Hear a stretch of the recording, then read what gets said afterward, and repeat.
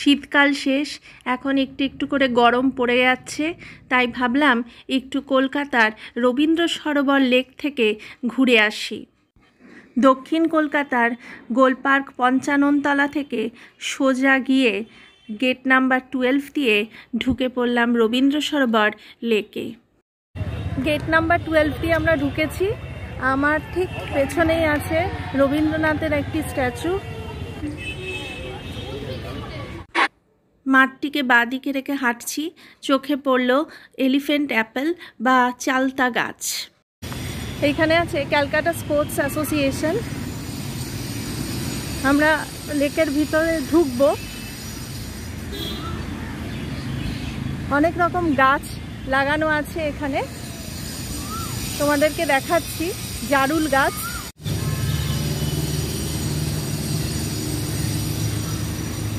আমরা এখানে ৫৫ তলা নেমে তারপরে সঙ্গীত সরণি ধরে হেঁটে এই লেকের মধ্যে ঢুকেছি। এই সঙ্গীত সরণিকে আগে লেক ভিউ সরণিও বলা হতো। এবার তোমাদের দেখাচ্ছি শিমুল গাছ। এটি হচ্ছে পরশ পিপুল গাছ।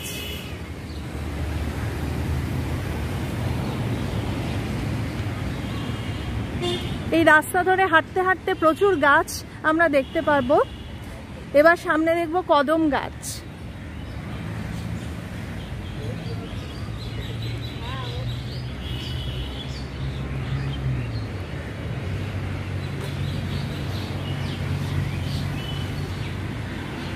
মুচকুন্দ গাছ।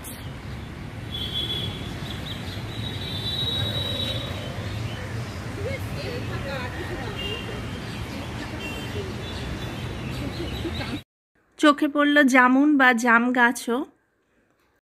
সামনেই দেখলাম এত রকমের ফুলের সমাহার যে নিজেদেরকে আটকে রাখা গেল না, সামনে গিয়ে কিছু ছবি তুলে নিলাম। অপূর্ব গাঁদা ফুলের বাগান, নানান রঙের গাঁদা ফুল, পিছনে চন্দ্রমল্লিকা ডালিয়া ফুটে আছে নানান রঙে, খুবই সুন্দর লাগছিল দেখতে। আমরা কিছুক্ষণ এখানে কাটিয়ে তারপর আবার সামনের দিকে সোজা হাঁটা দিলাম। এবার দেখাচ্ছি তোমাদেরকে করঞ্জ গাছ।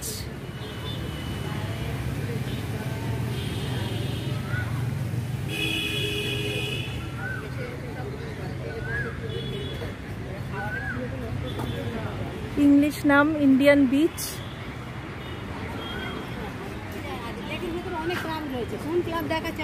এখানে কার পার্কিং এর সুবিধা আছে।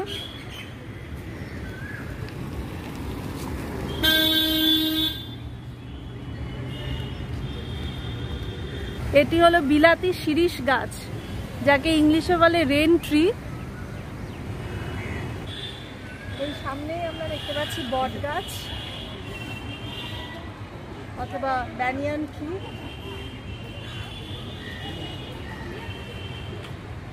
আর এখানেও কার পার্কিং এর ব্যবস্থা আছে। আজকে 22শে ফেব্রুয়ারি, তাই দেখছি নজরুল মঞ্চের এখানে নিত্যানন্দ ত্রয়োদশী উৎসব পালন করা হচ্ছে।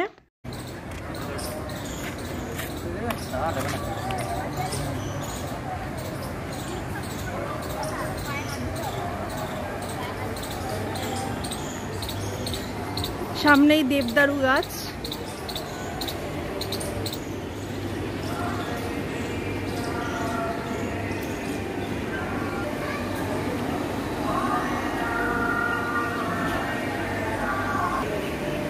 সন্ধে হয়ে আসছে, পাখিরা ওদের নিড়ে ফিরছে। প্রচুর পাখি চোখে পড়লো আমার, সাথে সাথে ক্যামেরা বন্দি করে নিলাম। এই দেখো বকুল গাছ।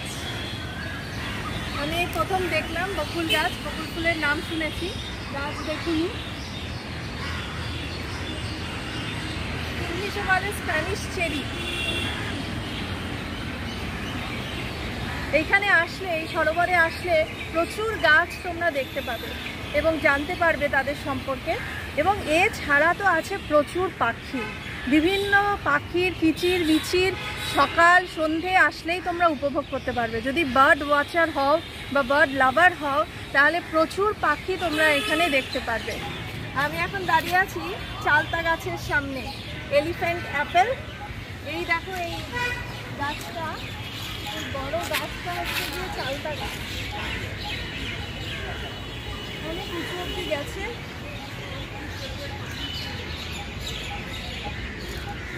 অনেক পুরনো গাছ এখানে। এই সামনেই দেখছো পিপল ট্রি বা অশ্বত্থ গাছ। তোমরা যদি গেট নাম্বার 12 দিয়ে ঢোকো তাহলে প্রচুর এরকম গাছ তোমরা দেখতে পাবে। আমি যা যা গাছ দেখালাম, বট, অশ্বত্থ, সব রকম গাছ তোমরা এই গেট নাম্বার 12 দিয়ে ঢুকলে কাছেই পড়বে। আমার ঠিক পেছনেই আছে পাকুড় গাছ বা মক পিপল ট্রি, দেখাচ্ছি তোমাদের দ্বারা।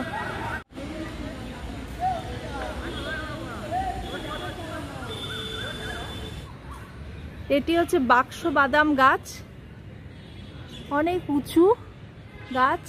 আমরা হাঁটতে হাঁটতে গেট নাম্বার 1-এর কাছে এসেছি এবং গেট নাম্বার 1 থেকে ডান দিকে মোড় নিয়েছি লেকের দিকে, না হলে তো বেরিয়ে যেতে হবে গেট থেকে। আমার ঠিক পেছনেই আছে লেক। এই লেকে বা লেকের পার্শ্ববর্তী এলাকাতে একদমই কিন্তু ময়লা, প্লাস্টিক, আবর্জনা ফেলা নিষিদ্ধ। দেখো কেমন সুন্দর গাছের রিফ্লেকশন পড়েছে জলে।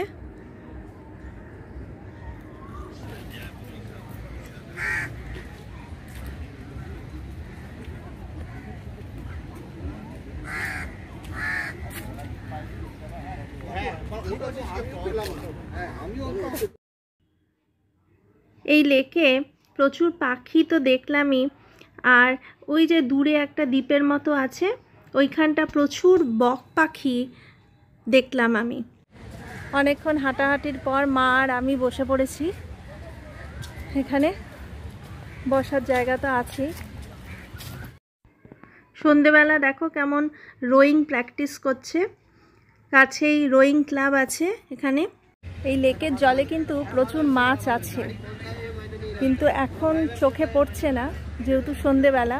সকালবেলা আসলে প্রচুর মাছ দেখতে পাবে, কিন্তু এদেরকে কিন্তু খাওয়ানো যায় না, লেকে একদমই অ্যালাউড না যে মাছদেরকে পাবলিক এসে খাওয়াবে।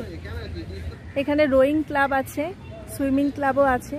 সামনেই দেখতে পেলে যে একজন রোয়িং করে চলে গেল। এই যে ঠিক ওই দিকটা লেক,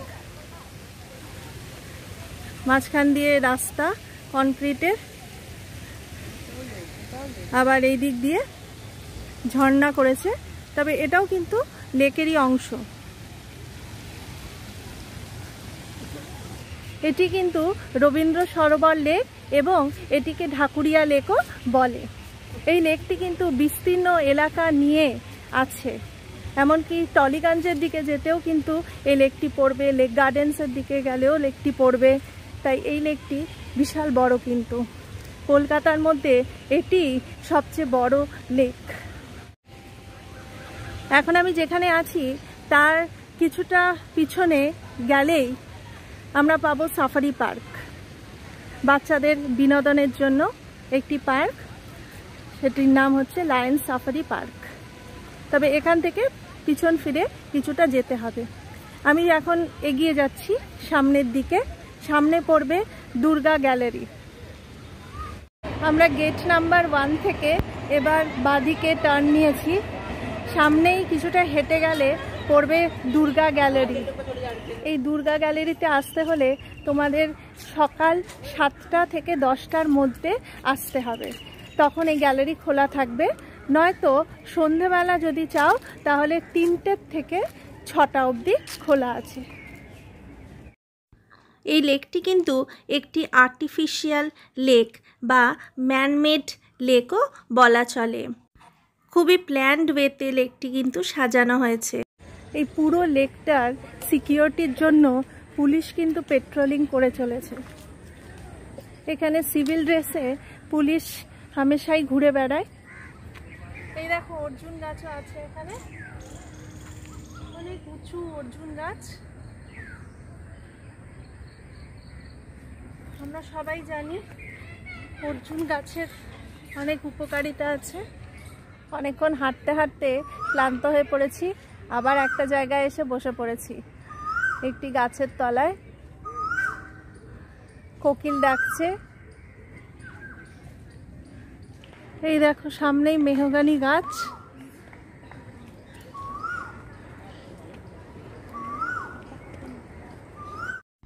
এবার এসেছি সেগুন গাছ বা টিক গাছের কাছে।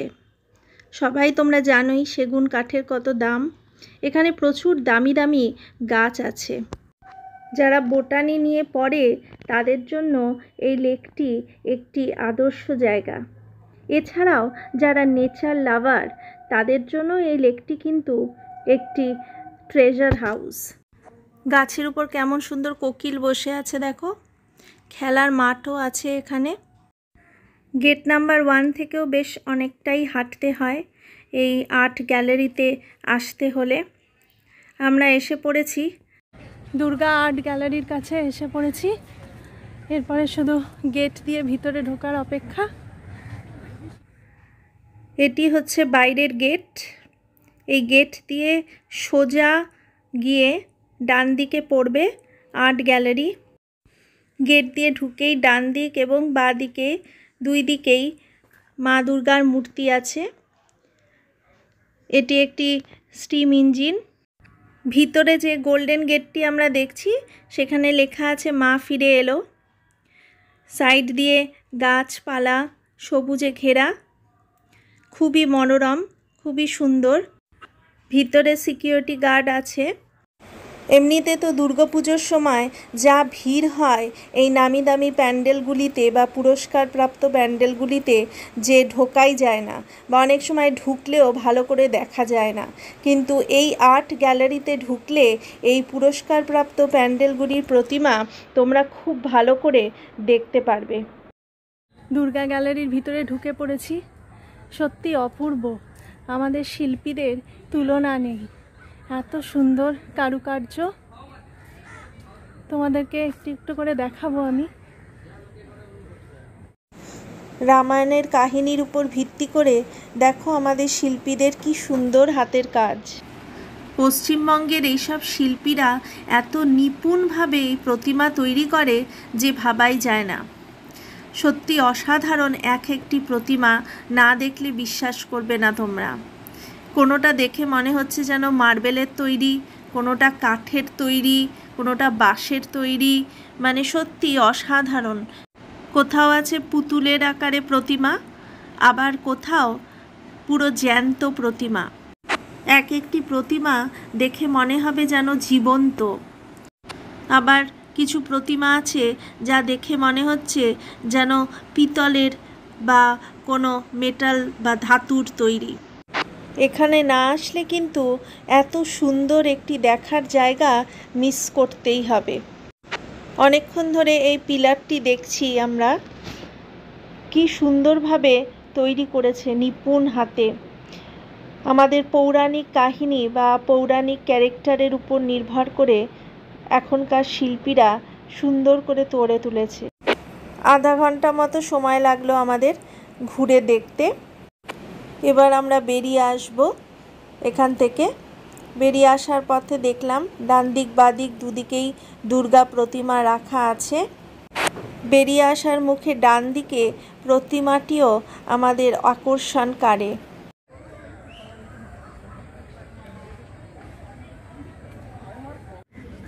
এই লেকে প্রচুর বসার জায়গা আছে। আমরা আবার কিছুটা হাঁটতে হাঁটতে ক্লান্ত হয়ে পড়লাম। আবার একটু বসে জিরিয়ে নিয়ে তারপরে আবার বাড়ির দিকে রওনা দেব। বসে থাকতে থাকতে দেখলাম পাখিরাও দল বেঁধে তাদের নিড়ে ফিরে যাচ্ছে এবার।